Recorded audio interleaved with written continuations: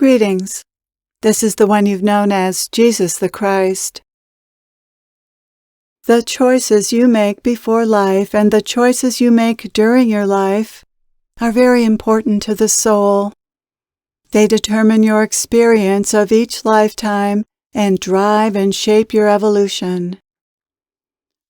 The soul is all about having experiences and learning, and the way for a soul to have unique, educational, and interesting experiences is to allow for free will. For what would be the point of living out a predestined life? The fun is in exploring the unknown, and free will makes it possible for life to be an unfolding mystery, one that offers not only challenges, but interesting and surprising turns. What will happen next? What if I try this or do that? Even your soul doesn't know exactly how your life will turn out, thanks to free will. Through free will, the soul grows, expands, and becomes wiser and more loving. And it has fun. The soul loves even the challenges. So I'd like to say more about this rather complex subject of free will.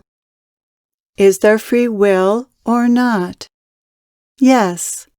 The answer is that yes, there is, and no, there isn't. Both are true. Let me explain. You are definitely free to choose what to have for breakfast, for instance, right? You can choose yogurt or oatmeal or something else. However, the options you consider and the choices you make around this are determined by your habits, preferences, what's considered breakfast food, what your body's able to tolerate, beliefs about what's good for you and what you should eat, and unconscious forces. So how free is your free will when your choices are circumscribed by these things, by conditioning and circumstances? So yes, you have free will, but your choices are limited and shaped and determined by many factors. There also are many things that have already been set by your soul, which you're no longer free to choose. You aren't free to choose what gender or race you are, how tall you are, or your general appearance. You aren't free to choose your children or a different family or a different past. You aren't free to choose how events will unfold or what will happen in the future.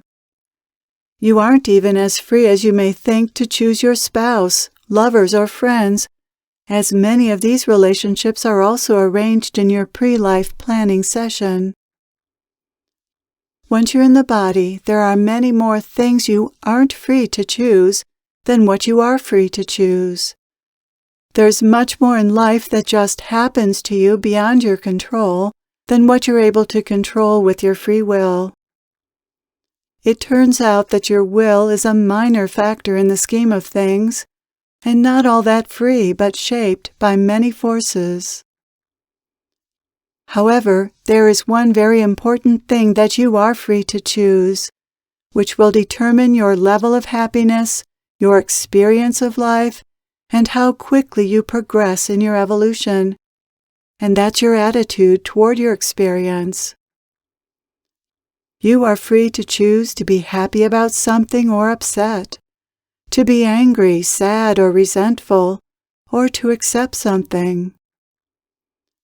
Although you aren't in control of much of what you experience, you can choose your inner climate or attitude toward your experiences. And you can choose beliefs that will help you be happy and accepting of life. This is one of the most important lessons in life. This is what life is really about, not getting what you want or making your life turn out a certain way, but learning to be happy and at peace. From there, the most important thing of all flows: love. You can always choose to be happy, grateful, accepting, at peace, and loving. Always.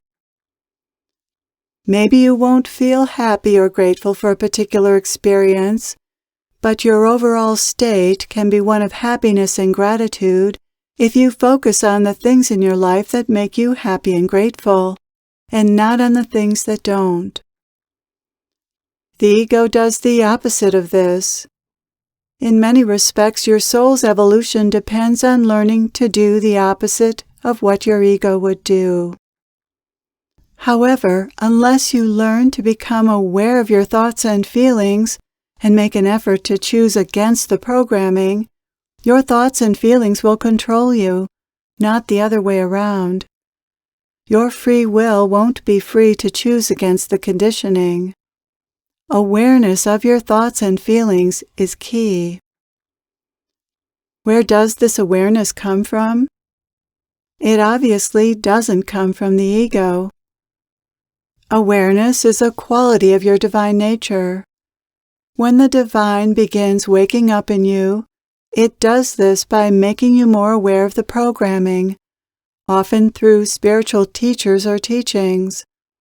You become more aware of your thoughts and the feelings that stem from them, rather than being lost in them and at the mercy of them.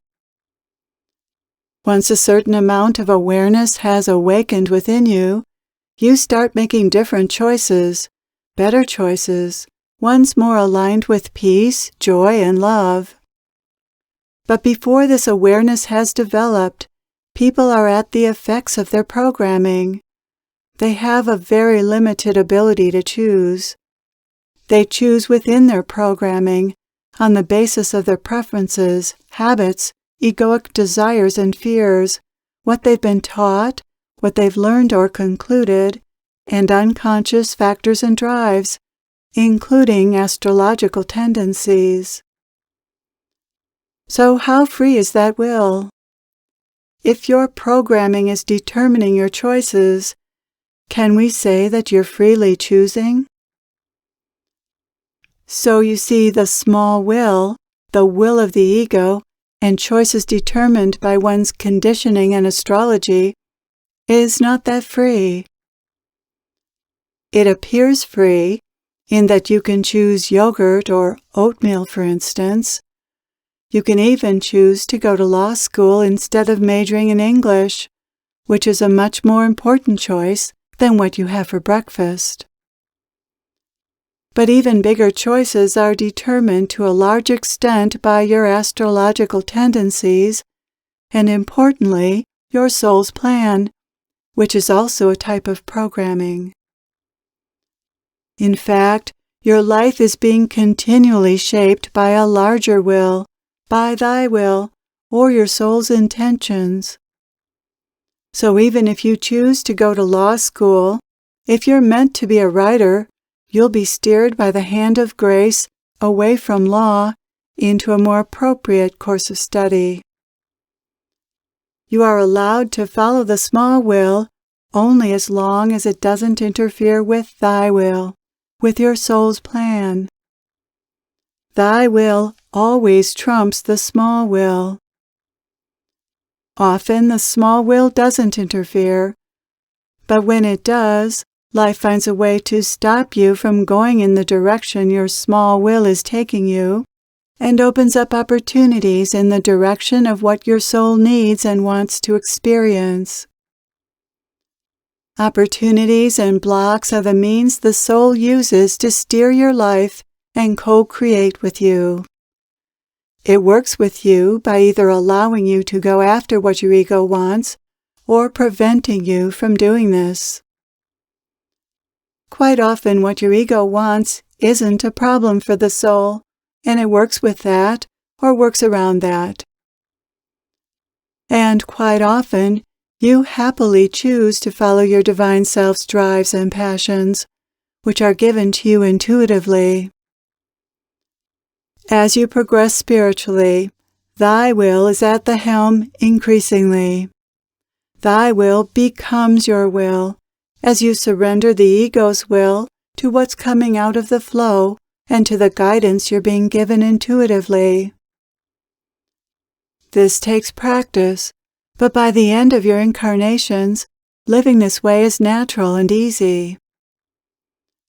Awareness of your thoughts and feelings is what allows divine will to come forward and take the helm. Its development can be hastened through spiritual practices, particularly meditation. This development is key to true freedom, which ironically is freedom to be nobody special, but to be your divine self, the same consciousness that abides in everyone. When thy will is the will that you're following, can we even speak about it as free will?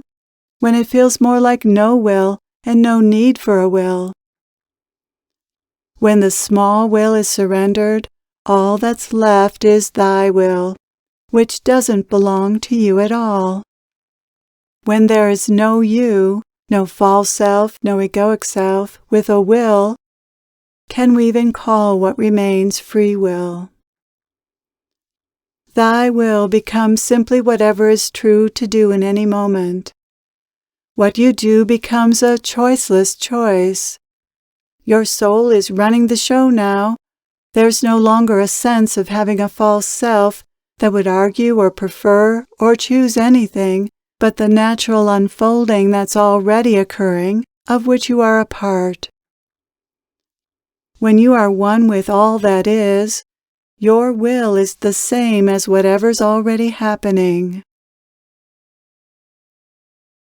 Thank you for your openness to this message. I am with you always.